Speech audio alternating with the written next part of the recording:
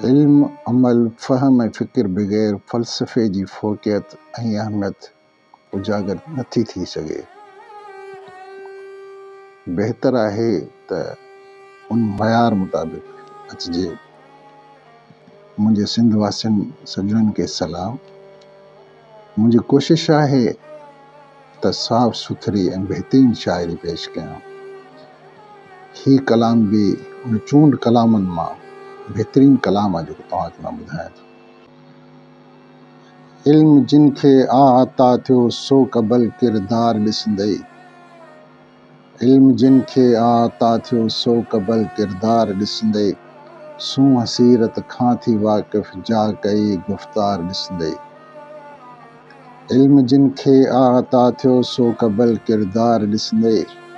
सूंहं सीरत खां थी वाक़िफ़ जा कई गुफ़्तार ॾिसंदई। सो हिते बस सुरख़ुरू थियो जो अंदर मन साफ़ पाक। सो हिते बस सुरख़ुरू थियो जो अंदर मन साफ़ पाक।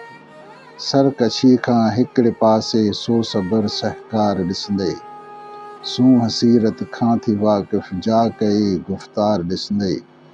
इल्म जिन खे आता थियो सो क़बल किरदार ॾिसंदई। हर बशर में रब रखी आ कान का ॾिस सुहिणी सिफ़त। हर बशर में रब रखी आ कान का ॾिस सुहिणी सिफ़त।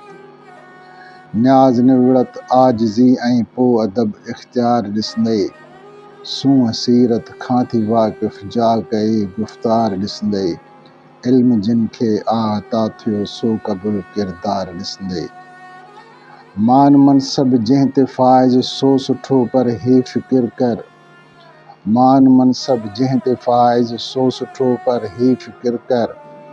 रहबरी जी राह बहितर हर अमल हर वार ॾिसंदई।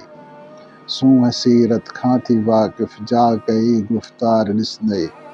इल्म जिन खे आता थियो सो क़बूल किरदार ॾिसंदई।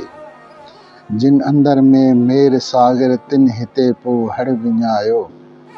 जिन अंदर में मेर साग़िर तिन हिते पोइ हड़ विञायो। ही नसीहत यादि रखिजईं साहिबे सरकार ॾिसंदई। सूंहं सीरत खां थी वाक़िफ़ जा कई गुफ़्तार ॾिसंदई। इल्म जिन खे आता थियो सो क़बूल किरदार ॾिसंदई।